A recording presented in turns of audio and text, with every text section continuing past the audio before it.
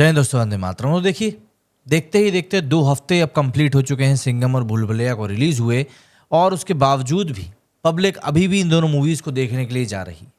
इससे एक मतलब तो साफ है कि भाई इन दोनों मूवीज़ को देखने का कौतूहल अभी भी लोगों के अंदर है, और लोगों को एक बात का भरोसा है कि भैया इनमें ऐसी चीज़ें नहीं हैं कि आप फैमिली के साथ में इन मूवीज़ को ना देख सके।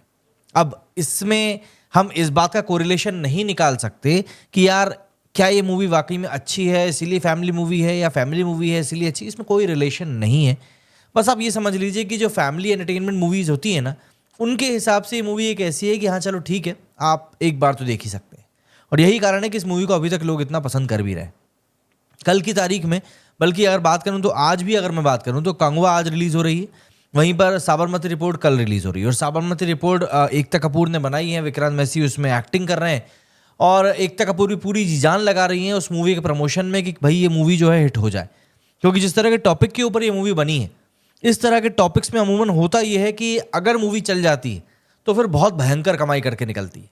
तो अगर साबरमती रिपोर्ट भी पब्लिक को सही तरीके से सही जगह पर हिट कर गई, सही सेंटिमेंट्स के साथ में हिट कर गई, तो यकीन मानिए मूवी कलेक्शन अच्छा खासा निकाल लेगी। वो बात एक अलग है कि गोधरा कांड में जिन लोगों का खात्मा हुआ था उन लोगों को इससे कोई फायदा होगा या नहीं होगा, लेकिन मेकर्स को तो इससे ज़रूर फायदा हो जाएगा।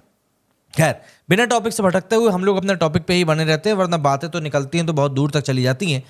तो मुद्दा ऐसा है कि सिंघम और भूल भुलैया दोनों को ही रिलीज हुए आज करीब 2 हफ्ते कंप्लीट हो रहे हैं।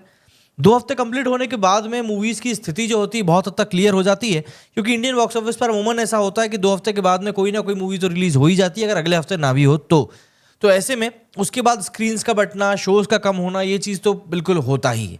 और यहाँ पर यही चीज़ सिंघम और भूल भुलैया दोनों के साथ होने वाली है। हालांकि ये बात एक ज़रूर देखने वाली होगी कि इन दोनों मूवीज़ में से ज़्यादा मार्क किस मूवी को पड़ती है। हाल फिलहाल में जो ट्रेंड्स दिखाई पड़ रहे हैं, उन ट्रेंड्स को देखकर तो ऐसा लग रहा है कि ये जो मार है ये सिंघम को ही ज़्यादा पड़ने वाली है। हालांकि कलेक्शन के लिहाज से बात करें तो कलेक्शन उसका इंडिया नेट में अभी काफ़ी कम है, लेकिन अगर वर्ल्ड वाइड बॉक्स ऑफिस की हम बात करते हैं तो वहाँ पर फिर भी आपको एक बार एक ऐसी पोजीशन इस मूवी की देखने को मिल जाएगी कि आपको लगेगा कि हाँ चलो ठीक है, इस मूवी ने एक ठीक ठाक कलेक्शन करके निकाल लिया है।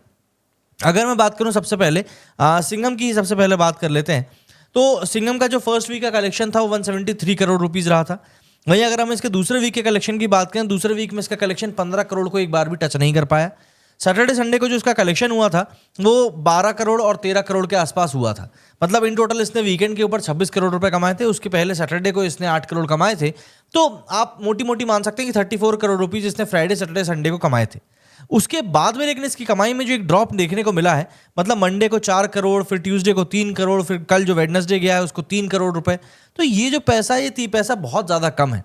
एक तरीके से देखा जाए दूसरे वीक में इस मूवी ने 45 करोड़ के आसपास का ही अभी तक बिजनेस किया है।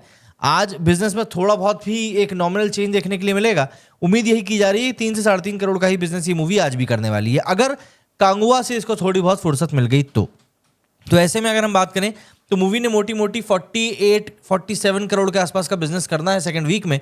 और देखिए, पहले वीक में 173 करोड़ से सेकंड वीक में सीधे 48 करोड़ रुपीस, ये बहुत बड़ा ड्रॉप है। मतलब 50% कलेक्शन भी इस मूवी ने पहले हफ्ते के मुकाबले अपना सेकंड वीक में नहीं निकाला है। कल की बात करें 3.1 करोड़ का रफ डेटा में एक कलेक्शन निकलकर अर्ली एस्टिमेट्स में निकलकर सामने आया है। ऑडियंस की ऑक्यूपेंसी की बात करें तो ऑडियंस की ऑक्यूपेंसी भी कोई बहुत ज़्यादा बेहतर नहीं रही। कल की ऑक्यूपेंसी भी कुल 12-13% के आसपास रही। ऑब्वियसली बात है, सिंघम को लेकर पब्लिक के बीच में क्या डिसइंटरेस्ट इतना बड़ा आया है समझ में नहीं आ रहा, और मूवी का जो कलेक्शन है वो लगातार नीचे जाता जा रहा है। मंडे को जहां इसने 4.25 का किया था, ट्यूसडे को 3.5 का किया, वेडनेसडे को 3.1 का किया, और आज ही कलेक्शन कितना निकालने वाली है ये एक बहुत बड़ा सवाल है इस समय। तो देखते हैं कैसा क्या कलेक्शन निकालती है। हालांकि इन टोटल इस मूवी का कलेक्शन जो है वो 217.86 करोड़ रुपीस पहुंच चुका है। अब यहाँ से मूवी का 350 या 300 करोड़ तक का भी सफर जो है वो काफ़ी मुश्किल हो गया है। हालांकि 217 करोड़ रुपए के इंडिया नेट कलेक्शन के सामने इसका जो ग्रॉस कलेक्शन है वो 280 करोड़ रुपीस हो चुका है। वर्ल्ड वाइड कलेक्शन की बात करें तो वहां से आ रहा है कि इंडियन ओवरसीज में इस मूवी ने करीब करीब 70 करोड़ रुपीस का ग्रॉस कलेक्शन किया है। तो 370 करोड़ के आसपास का कलेक्शन पहुंच चुका है। मतलब कि ग्रॉस कलेक्शन के मामले में इस मूवी ने अपने बजट के ऊपर की कमाई कर ली है। लेकिन ग्रॉस कलेक्शन में फिर बहुत सारे रिडक्शन भी सामने आते हैं, वो कोई नेट प्रॉफिट नहीं होता है। तो अभी हम ये कुछ नहीं कह सकते कि इस मूवी ने कितनी क्या एक्चुअली में कमाई करी है, क्योंकि इंडिया में ही इसके ग्रॉस कलेक्शन के जो डेटा है उसके ऊपर काफ़ी ज़्यादा डिस्क्रिपेंसीज हैं।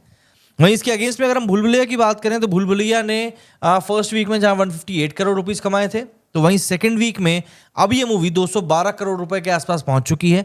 एक तरीके से देखा जाए तो इस मूवी ने सेकेंड वीक में, अगर मैं बात करूं स्पेसिफिकली, तो 50 करोड़ के आसपास की कमाई इस मूवी ने कर ली है। 53-54 करोड़ रुपीस की कमाई इस मूवी ने कर ली है। और कलेक्शन इसका भी डाउन जा रहा है, लेकिन ये सिंघम से बेहतर कलेक्शन कर रही है, आपको ये देखना पड़ेगा।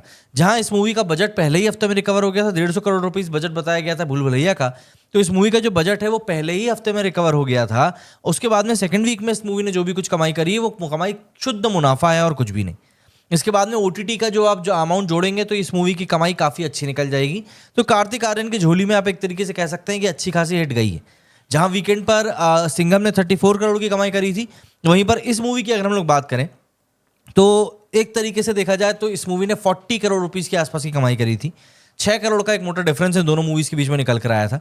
फ्राइडे को इसने 9.25 करोड़ रुपए कमाए थे, सैटरडे को 15.5 और फिर संडे को 16 करोड़ का कलेक्शन किया था। तो यहाँ पर मूवी को एक अच्छा खासा मोमेंटम मिल गया है और फिलहाल मूवी बहुत स्लोली लेकिन अपने आराम से आगे बढ़ रही है। मंडे को इस मूवी ने 5 करोड़ का कलेक्शन किया था, ट्यूसडे को 4.25 का, वेडनेसडे को ऑलमोस्ट 4 करोड़ का। आज उम्मीद की जा रही है कि 3.5 से 4 करोड़ का बिजनेस ये आज भी कर सकती है। 212 करोड़ इसका कलेक्शन हो चुका है।